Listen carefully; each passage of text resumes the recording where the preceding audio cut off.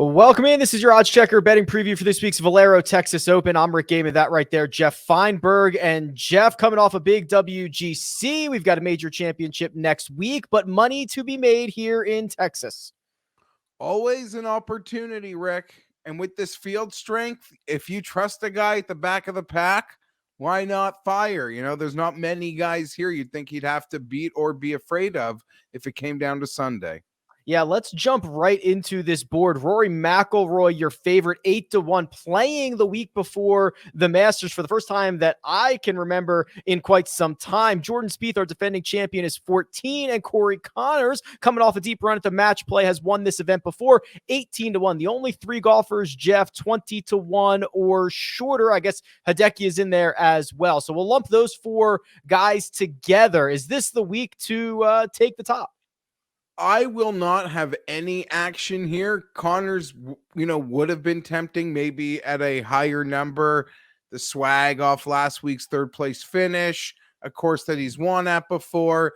His game definitely suits a path to victory that we've seen some guys take in the past. But this is a total stay off from me. I am excited about what we could see from Rory this week, but history tells us the week before a major, not really the best spot, although I remember in Canada once Rory won the week before a major. So it's his first week before the Masters, Rick, but not his first week playing before a major, right, which he's had success in. Yeah, Hideki Matsuyama at 20 and Bryson DeChambeau at 28-1. Definitely plenty of injury-related concerns with those two. We saw Bryson play in the match play last week, but it's Abe Answer who's right in the middle at 22-1. Those are the only other names that are shorter than 35. So how high do we want to start our card here, Geoff? So pretty much under 40-1. There are only three guys who I'm kind of considering, and Abraham, Answer, and Bryson would be two of them.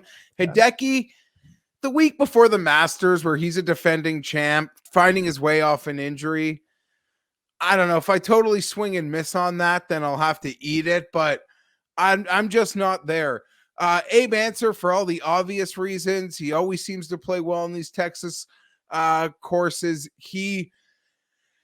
It's almost like I like him. I like Connors, and I think they're very similar. And one of them gets you a bigger number in their match at the match play. Like, it was separating hairs. And yes, Corey went on to have the better week.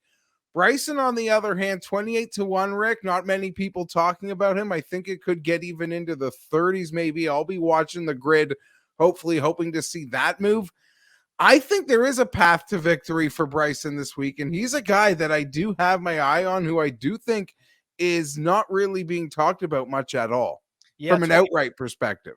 For sure, 24-1 in some places, but the grid showing 28 as the best number available. Then we step into the 35s and longer. Mav McNeely certainly has my attention, probably the unluckiest golfer at the match play last week. Not sure if I'll pull the trigger on Mav at 35-1. Adam Hadwin has found a bit of a resurgence, and Chris Kirk, always with some good history here. Who can I offer you in kind of this 35-50 range that might catch your attention? Well, Rick, I've made 3 bets already, and they all sort of come in this exact range, so I'll reel them off right here. Gary Woodland, I bet 35-1. Sort of been very high on Gary all throughout the season. Wish we were getting a bigger number, but I do believe the spot and situation sort of work perfectly for Gary. I'm really excited about how he has been playing, and especially the week before. How do I put... The only high-end players that I do like are ones that kind of need it or are hyper motivated in some respects, sort of like Jordan, was last year to a certain degree. Chris Kirk, 40-1 is a player that I've bet, and Tony Finau at 50-1, Rick. Yeah. I don't believe, if you really look at the stats and not even just his Sunday or his Friday performance, we had a ton of birdies versus Xander. His last 24 rounds statistically have been a lot kinder than his finishing positions, and probably how people have seen him week to week right now. Not saying it's all there, but it's a lot better than the perception. And 50-1 in this field, I couldn't pass it up. I didn't. I would have bet that you bet Tony Finau this week, and I would have cashed that already here early in the week. I'm an easy mark. 30-1 is as short as you can get them. So use the grid. Odds checker showing various places that you can get them at 40. Geoff, going even deeper than that, we've seen some longer shots win this event. There's a couple of guys here that have either won it or have good history. Like Kevin Streelman is 66-1. Brendan Steele is 70-1. Is there any wagers to be placed kind of at this portion of the board? Yeah, I mean, always. Listen, you're kind of splitting hair and sort of choosing your own adventure back here, but I think there is plenty of opportunity. I'm playing kind of to the ceiling play with a wager on Bobby McIntyre at 80-1 this week, Rick. And you could argue a significant, and I already heard it this morning from a mutual friend of ours, Pat Mayo, severe disrespected Luke List and his number in this field at 66-1, I want to say, when shopping on that odds checker grid. But players like Patton Kizzire have my attention that can really fit a course like this one as well. And that, total ball striker narrative keeps having Doug Gim show up everywhere I look, but I don't know. I don't know if I have the heart to pull that trigger, but definitely a lot of intriguing options that I've been debating in this 50 in front of 100 range. Yeah, this kind of reminds me a lot of, not necessarily to the extreme of the American Express, where I think I had 8 bets and all of them were over 100-1, but I think I'll be living kind of in this longer than 50 area. Here's a perfect example of why you need to use the odds checker grid. Charlie Hoffman, who has unbelievable history around TPC San Antonio, some places offering him at 46-1, other places at 80. So make sure you do your shopping and you get your best number available. As I do step into those triple digits here, Geoff, I've got Honor Bond Lahiri, 125-1, struck it well last time we saw him, fell just short at the Players' Championship. Alex Smalley played well in Punta Cana last week. Are these guys enough of a realistic chance to win for you to make a bet, or would you prefer to stay kind of in front of the hundreds?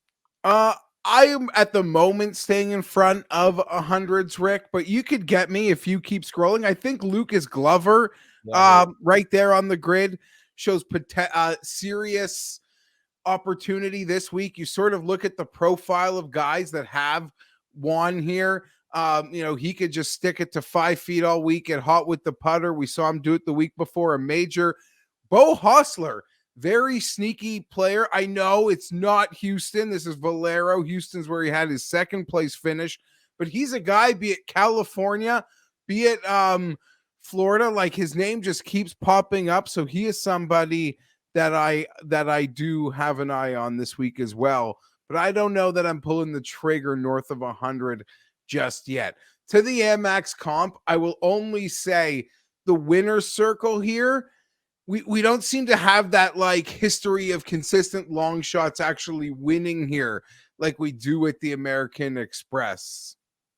For sure. And that's probably why I'll be focusing shorter than some of those guys in the triple digits there, and seeing if I can build myself a nice little card, because Geoff, this is the week that we build the bankroll so that we can blow it all next week, right?